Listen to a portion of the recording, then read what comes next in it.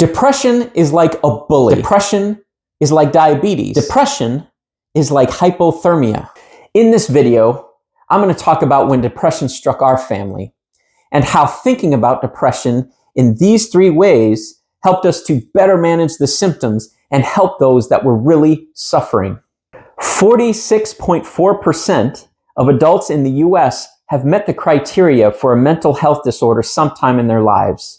1 in 5 US adults have met this criteria in the past year. Given these stats, I wanted to share this story with you because odds are someone who's watching this video either knows somebody who's suffering from a mental health disorder or they are themselves suffering.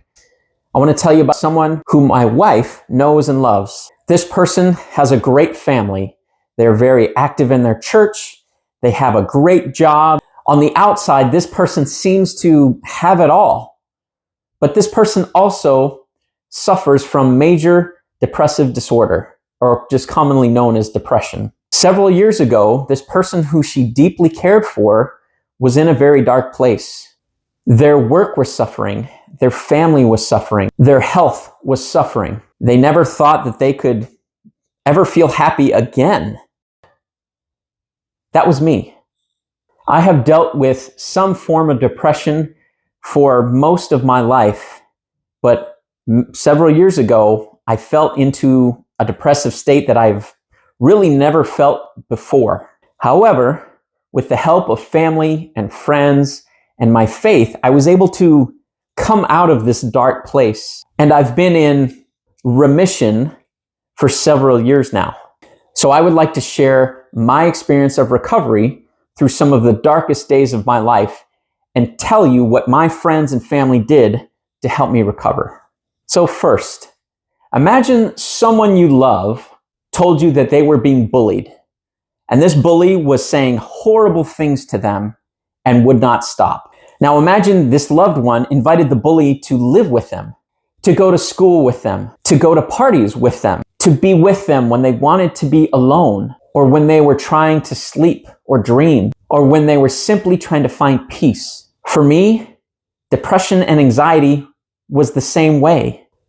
I had an internal bully that never left me alone. But it was my wife, my therapist, and my friends who helped me combat this bully, the negative self-talk that comes from depression.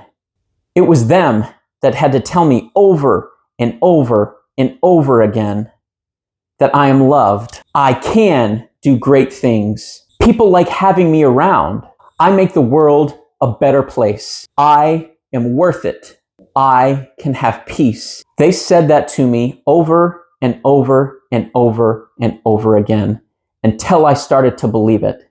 Then I started to tell myself over and over and over and over again until I could defend myself against the internal bully of negative self-talk.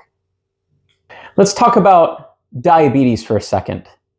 Diabetes is a chronic disease that impacts a lot of people, but the symptoms can be well managed by talking to your doctor, by taking regular medication if needed, by exercising regularly, and by eating a healthy diet. The treatment for depression is very similar. It was my wife and my support system that helped me to follow the prescribed care to treat this chronic illness. When I was at my lowest, I didn't want to do anything.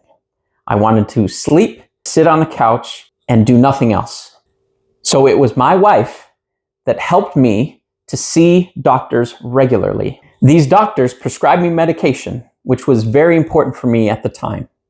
They also prescribed eating healthy and exercise, which in hindsight was equally as important for me. Depression, just like diabetes, cannot be managed passively. It won't just go away. It requires persistence and faith from both the caretaker and the sufferer to do what needs to be done, just like with any other chronic disease.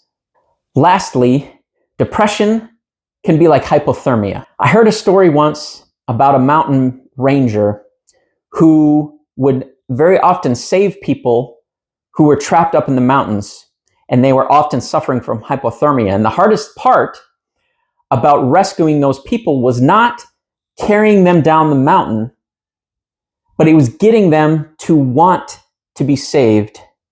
Because just like with depression, one of the symptoms of hypothermia is apathy.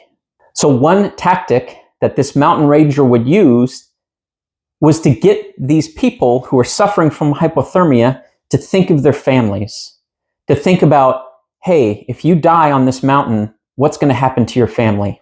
I found the treatment for depression to be very similar.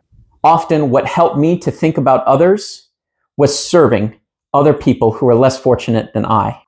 I live in Houston. Houston was one of the hardest hit cities from Hurricane Harvey. There was widespread flooding and absolute destruction. You would drive down the street and it would look like a war zone. It was absolutely devastating for many, many people. I am so grateful for those that allowed me to serve them during some of their hardest times, because that gave me a clear purpose every single day. As I was serving, I was able to put my own problems into perspective as I was helping other people rebuild their lives. For those that I helped, they helped me way more than they'll ever know. Once you get somebody who wants to be saved, one of the treatments for hypothermia is to get them out of their wet clothes. In the case of my depression, my wet clothes was mental, spiritual, and social isolation. Going to work, serving as a mentor, caring for my family sometimes seemed like insurmountable tasks. But with gentle encouragement and, quite frankly, not so gentle encouragement, my wife made sure that I did those things anyway, because getting out of the cold of isolation always made me feel better. Even letting a trusted friend come and talk to me brought me out of my isolation. To those caretakers who are helping those who are suffering, take care of yourself and don't lose hope, because hope is never lost. If you are unsure what to do, just reach out and be there to listen. For me, a smile, a "how are you doing?" very small gestures made a huge difference to me. To those who are suffering from depression or anxiety or some other mental health disorder, just know that you are not alone. You don't have to tell the whole world that you're suffering from this, but I found that whoever I did tell always treated me with care and love, and I received nothing but support. And if anything, you can always reach out to me, because I've been there too.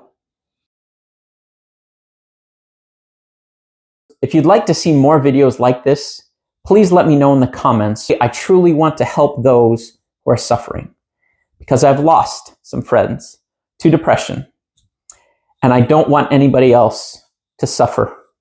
So there are links to crisis centers, there are links to resources. Please, please, please take care of yourself. There is hope. Hope is not lost.